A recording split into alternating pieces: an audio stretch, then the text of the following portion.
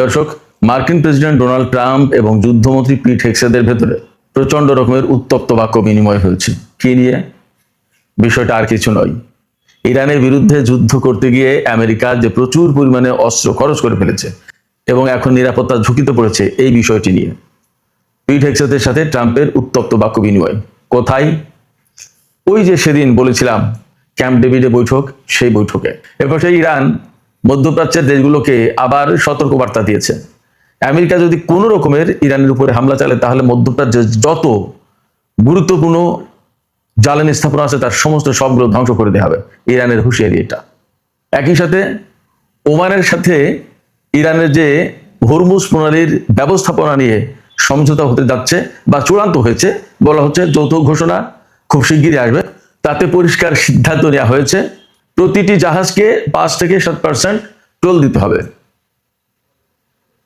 এই টোল যদি আদায় করে তাহলে ইরান বছরে যে পরিমাণে অর্থ পাবে, বড় বড় technology company Nvidia, Alphabet, Microsoft, Apple, এই সমস্ত কোম্পানি যে পরিমাণে লাভ করে প্রতি বছর, ইরান শুধু হরমুজ প্রণালী থেকেই সেই পরিমাণে লাভ করবে, টাকা পাবে।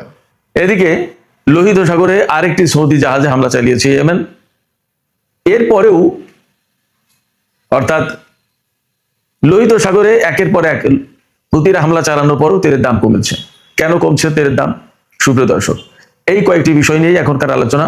আশা করি আলোচনা ভালো লাগবে আর আপনারা শেষ পর্যন্ত সঙ্গেই থাকবেন। যদি ভিডিও ভালো লাগে তাহলে লাইক, কমেন্ট, শেয়ার করবেন এবং চ্যানেলটি সাবস্ক্রাইব করে সাথে থাকবেন। দর্শক, চলুন আমরা বিস্তারিত আলোচনা করি। প্রথমেই বলেছিলাম মার্কিন যুদ্ধমন্ত্রী পিট হেগসেথ, তার সাথে প্রেসিডেন্ট ডোনাল্ড ট্রাম্পের উত্তপ্ত বাক্য বিনিময় হয়েছে। কোথায় হয়েছে? ক্যাম্প ডেভিড বৈঠকে। কয়েকদিন আগে ক্যাম্প ডেভিডে যে বৈঠক হলো, সেই বৈঠকে। ওই বৈঠকে বসে সিদ্ধান্ত হয়েছিল ইরানের বিরুদ্ধে ভয়াবহ হামলা চালানো হবে।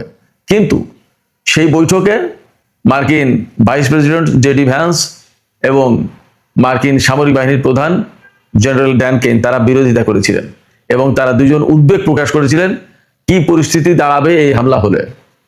তার মূল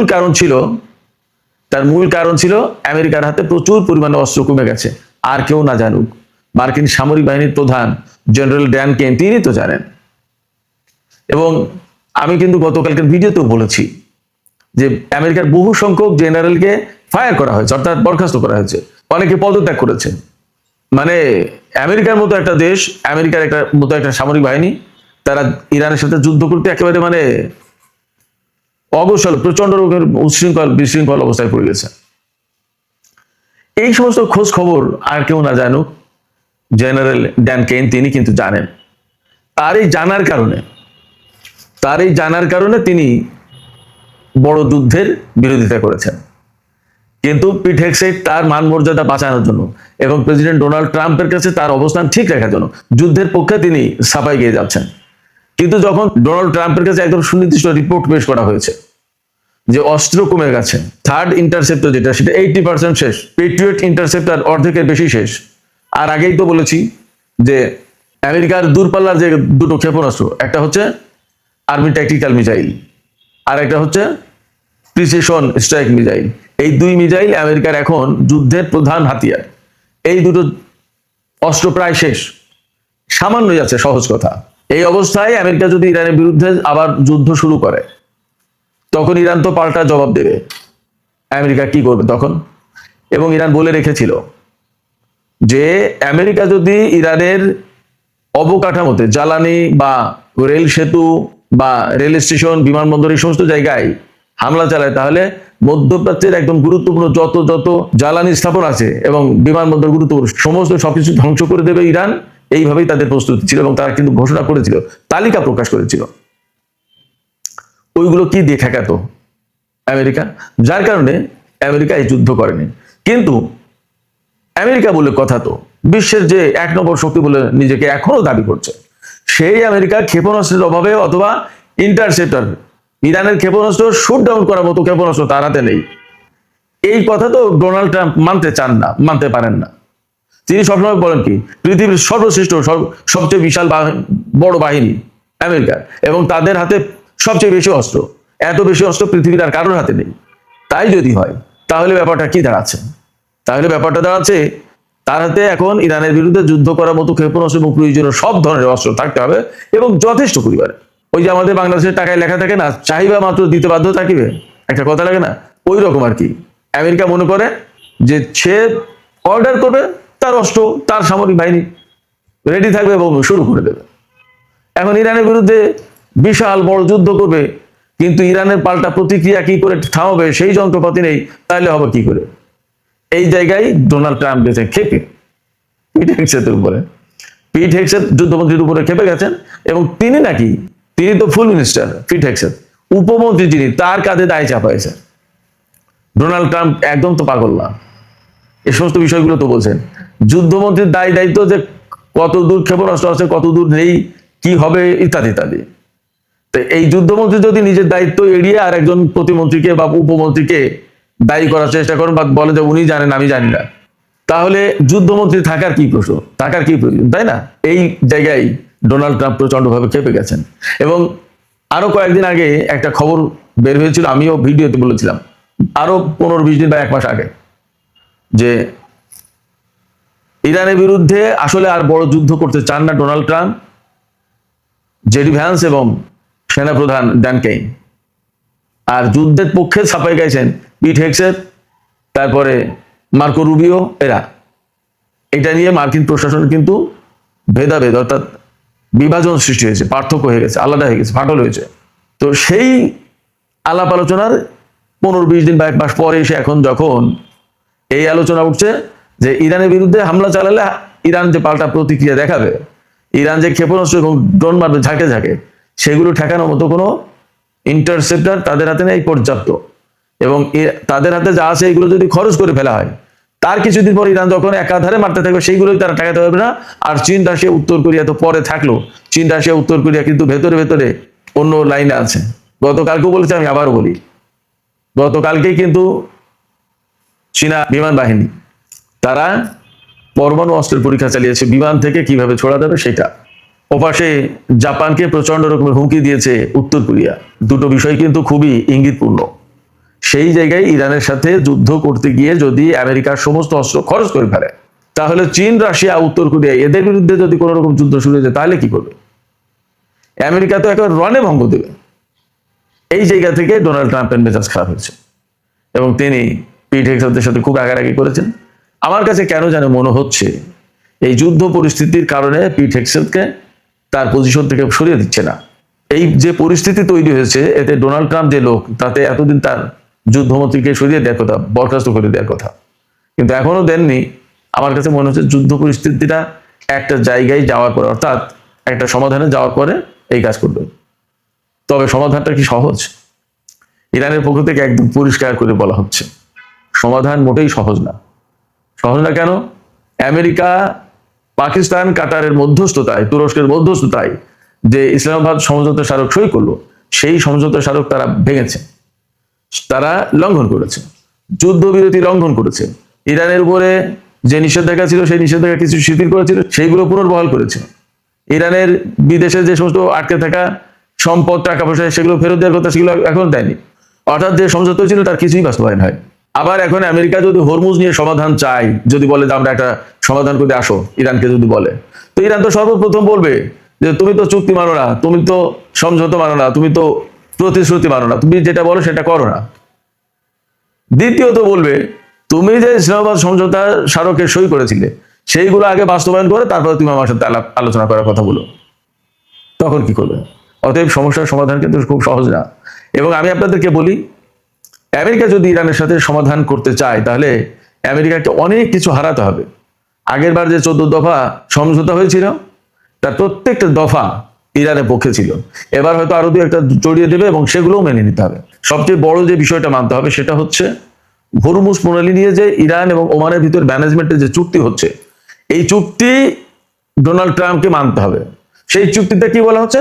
সেই চুক্তিতে প্রথমত এবং প্রধানত বলা হচ্ছে হরমুজ প্রণালীতে কোন কোন জাহাজ পারস্য উপসাগরে প্রবেশ করবে সেটা ঠিক করবে ইরান। তার মানে কি? তার মানে হচ্ছে সমস্ত পণ্যবাহী জাহাজ পারস্য উপসাগরে যেতে পারবে হরমুজ প্রণালী দিয়ে। কিন্তু যদি ইরান মনে করে যে এই জাহাজটা ইসরায়েলের, ওই জাহাজটা আমেরিকার, এই দুটো জাহাজ যেতে পারবে না, তাই যেতে পারবে না, কথা নেই। আর অস্ত্র সামরিক সরঞ্জাম নিয়ে তো ইরান কোন জাহাজকে হরমুজ প্রণালী পার হয়ে পারস্য উপসাগরে যেতে দেবে না। তাহলে মধ্যপ্রাচ্যে আমেরিকার যে সমস্ত ঘাঁটি, এগুলোর একটাও সচল রাখা সম্ভব হবে না। শুধু তাই না, দেখেন কি হয় যদি যুদ্ধবিরতি হয়, আবার সমঝোতার প্রশ্ন আসে এবং এই পরিস্থিতি সমাধানের কথা আসে, তাহলে ইরান সবচেয়ে বড় দুটো প্রশ্ন তুলবে যে আমাদের নেতাকে, আমাদের কর্মকর্তাদেরকে তোমরা হত্যা করলে কেন, এটা জবাব দাও। আরেকটা প্রশ্ন আসবে যে তোমরা কোন কারণে এখানে সামরিক ঘাঁটি সরাও। এই বিষয়গুলোর সমাধান কি, আমেরিকার হাতে কি আছে? সেক্ষেত্রে মধ্যপ্রাচ্যে অ্যাকচুয়ালি আমেরিকার জন্য বড় রকমের সমস্যা অপেক্ষা করছে।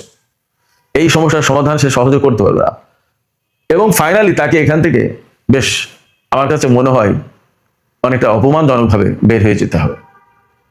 হরমুজ প্রণালী নিয়ে ইরান এবং ওমানের সাথে যে চুক্তি হচ্ছে, তাতে ইরান হরমুজ প্রণালী ব্যবহার করা জাহাজকে টোল দিতে বাধ্য করবে, এটা মেনে নিতে হবে, এটা মাস্ট, ফাইনাল। 5 থেকে 7%, এখনো মনে হয় ফাইনাল নেই, বা এমন হতে পারে যে কোন জাহাজের জন্য 5%, কোন জাহাজের জন্য 7%, পণ্য ভেদে, পণ্যের মূল্য বুঝে টোল দিতে হবে। তো সেই হিসেবে দেখা যাচ্ছে এই যুদ্ধের আগে যে পরিমাণে প্রতিদিন হরমুজ প্রণালী দিয়ে জাহাজ চলাচল করতো, সেই হিসাব যদি করা হয় যে সেই রকম পরিস্থিতি আবার ফিরে আসবে তো বটেই, তাহলে প্রতিদিন ইরান যে পরিমাণে টোল আদায় করবে, সেটা শুনলে মাথা খারাপ হয়ে যাওয়ার মতো অবস্থা। ধরুন একটা জাহাজে 2 মিলিয়ন ব্যারেল তেল যাচ্ছে, সেই জাহাজ থেকে 7% টোল যদি নেওয়া হয়, তাহলে একটা জাহাজ থেকে টোল আসবে $11 মিলিয়ন, $110 কোটি, একটা জাহাজ থেকে। এইভাবে যদি আমরা হিসেব করি যে পরিমাণে বছরে জাহাজ চলাচল করে, তাতে প্রতিদিন ইরান হরমুজ প্রণালী থেকে $385 মিলিয়ন টোল আদায় করবে প্রতিদিন। আর এই হিসেবে $100 বিলিয়ন বেশি টোল আসবে প্রায় ইরানের হাতে। এই পরিমাণ টাকা কি পরিমাণে জানেন? আমরা সবাই জানি এনভিডিয়া কি বিরাট বিশাল technology company. Nvidia, Alphabet, Microsoft, Apple, এই সমস্ত কোম্পানি 130-135 বিলিয়ন থেকে $100 বিলিয়ন ভেতরে লাভ করে প্রতি বছর। ইরান প্রতি বছরে হরমুজ প্রণালী থেকে টোল তুলবে $100 বিলিয়ন কাছাকাছি। অর্থাৎ ধরুন মাইক্রোসফট যে পরিমাণে ইনকাম করবে, হরমুজ প্রণালী থেকে ইরান সেই পরিমাণে ইনকাম করবে। এই টোল তুলতে ইরানের কিন্তু খুব খরচ হবে না, একদমই কম। বলা হচ্ছে 97% প্রফিট থাকবে, এবং বলা হচ্ছে যে পরিমাণে টোল বছরে আদায় করতে পারবে হরমুজ প্রণালী থেকে ইরান, সেটা ইরানের টোটাল জিডিপির 1/3, 3 ভাগের 1 ভাগ প্রায়। ভাবেন একবার, বিপুল অঙ্কের অর্থ। এবং এই শর্ত মেনে নিতে হবে, এই শর্ত ছাড়া ইরান হরমুজ প্রণালী খুলবে না। এই যে হরমুজ প্রণালী থেকে টোল আদায় করবে, এটা সুয়েজ খাল থেকে 15 থেকে 20 গুণ বেশি হবে টোটাল টোল। কারণ সুয়েজ খাল দিয়ে তো অত পরিমাণে জাহাজ যায় না, যত পরিমাণে জাহাজ বের হয় হরমুজ প্রণালী দিয়ে, তত পরিমাণে তেলবাহী জাহাজ সুয়েজ খাল দিয়ে যায় না, কারণ বেশিরভাগ জাহাজ এশিয়ার দিকে যায় হরমুজ প্রণালী থেকে। তো যাই হোক, আমরা আলোচনা করেছিলাম সেই ডোনাল্ড ট্রাম্প পিট হেগসেতের দ্বন্দ্ব, সেখান থেকে এই সংকট সমাধান করতে গেলে কি হবে সেই প্রসঙ্গগুলো আসলো। ওই দ্বন্দ্বের ব্যাপারে কিছু কথা আছে, সেগুলোও বলতে হবে। এই দ্বন্দ্বের ব্যাপারে যখন খবর প্রচার হয়েছে, ইসরায়েলের গণমাধ্যমে এসেছে, আমেরিকান গণমাধ্যম তো আছেই। তো হোয়াইট হাউসের পক্ষ থেকে বলা হচ্ছে যে এই কথাটা একদম ভুয়া খবর, এটা মিথ্যে কথা। কিন্তু ভুয়া খবর যদি হয়, আমেরিকার যে সমস্ত গুরুত্বপূর্ণ পত্রিকা, তারা তাদের বিশ্বস্ততা ওই দেশের পাঠকদের কাছে কি রাখবে? এটা একটা প্রশ্ন না? সবচেয়ে মজার ব্যাপার, একজন সামরিক কর্মকর্তা এনবিসি নিউজকে বলেছেন যে ইরান যুদ্ধ করতে গিয়ে আমরা হয়তো ট্যাকটিক্যালি কিছু সুবিধা পেয়েছি, কিন্তু বাস্তব কথা হচ্ছে রাজনৈতিক নির্দেশনার অভাবে আমরা স্ট্র্যাটেজিক্যালি পরাজিত হব। তিনি খুব কঠিন করে কথাটা বলেছেন। আমি সহজ করে বলি, সেটা হচ্ছে আমেরিকাকে খুব ন্যাক্কারজনকভাবে, অনেকটা অপমানজনকভাবে মধ্যপ্রাচ্যে পরাজয় বরণ করতে হবে। কারণ এমন একটা শক্তির সাথে লড়াই করতে এসেছে তারা জানতোই না যে এটা একটা ঘুমন্ত বাঘ। পাশাপাশি তারা শুধুমাত্র গায়ের শক্তি নিয়ে আমেরিকার যে সমস্ত প্রযুক্তি মোকাবেলা করা প্রয়োজন, সেই রকম মোকাবেলা করার প্রযুক্তি হাতে নিয়েই যুদ্ধে নেমেছে ইরান। ফলে এখান থেকে সহজ হবে না। অতএব মধ্যপ্রাচ্যের ঘাঁটি আমেরিকাকে ছাড়তেই হবে, যা পরিস্থিতি।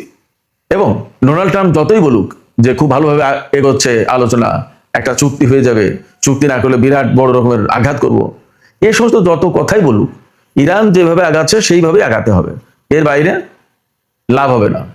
এবং এর বাইরে লাভ করতে গেলে আমেরিকার সেনা ঘাঁটি এবং মধ্যপ্রাচ্যের যত গুরুত্বপূর্ণ ইনফ্রাস্ট্রাকচার সব ধ্বংস হয়ে যাবে। এই ঝুঁকি অন্তত পারস্য উপসাগরীয় আরব দেশগুলো নেবে না। ফলে মধ্যপ্রাচ্যের পরিস্থিতি কোনো মতেই আমেরিকার অনুকূলে, আমেরিকার পক্ষে থাকবে না। শুধু তাই না, আরো অনেক কিছু এই অঞ্চলে পাল্টানো শুরু হয়েছে। আমি আশা করছি সেটা নিয়ে আজ রাতের ভিডিওতে আলোচনা করব। তো দর্শক, এখনকার আলোচনা এখানে শেষ করতে চাইছি। শেষের আগে একটুখানি ছোট্ট করে বলি যে লোহিত সাগরে ইয়েমেনের হুতিরা কিন্তু সৌদি আরবের আরেকটি তেল ট্যাঙ্কারে হামলা চালিয়েছে। তবে দুটো পাকিস্তানি তেল ট্যাঙ্কারকে তারা বাব আল মান্দব প্রণালী পার হতে দিয়েছে। আমি গতকালকেই বলেছিলাম পাকিস্তান এবং চীনের জাহাজকে অ্যালাউ করছে তারা।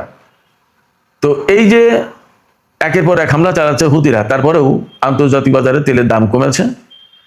ব্রেন্ট ক্রুড বিক্রি হচ্ছে $79 সামথিং সেন্ট, আর ওয়েস্ট টেক্সাস ইন্টারমিডিয়েট বিক্রি হচ্ছে $74 নিচে, $71 বা $72। তার মানে বেশ খানিকটা কমেছে। কিন্তু কেন কমছে এই কারণে ওই যে হরমুজ নিয়ে বারবার ডোনাল্ড ট্রাম্প আশাবাদ দেখাচ্ছে যে একটা ভালো চুক্তি হবে, ভালো আলোচনা হচ্ছে, খুব সুন্দরভাবে এগিয়ে যাচ্ছে। এই সমস্ত কারণে আজকে কিন্তু বৃহস্পতিবার, সপ্তাহের শেষ দিনগুলো বেশ ক্রিটিক্যাল থেকে, দেখা যাক কি হয়। তো সুপ্রিয় দর্শক, এখনকার আলোচনা এখানে শেষ করতে চাইছি। যাওয়ার আগে আমি আপনাদের কাছে আপনাদের মতামত জানতে চাই যে হরমুজ পল্লীতে এই যে টোল আদায়ের সিস্টেম করতে যাচ্ছে ইরান, আমেরিকা তো অবশ্যই বাধা দেবে, কিন্তু শেষ পর্যন্ত ইরান কি এই টোল কার্যকর করতে পারবে? আপনাদের কি মনে হয়? মতামত জানিয়ে কমেন্টে লিখুন। আর ভিডিও ভালো লাগলে আবারও বলি, লাইক, কমেন্ট, শেয়ার করবেন এবং চ্যানেলটি সাবস্ক্রাইব করে সাথেই থাকবেন। দর্শক, এখনকার আলোচনা এখানে শেষ করতে চাইছি। আপনারা সবাই অনেক অনেক ভালো থাকুন। আল্লাহ হাফেজ।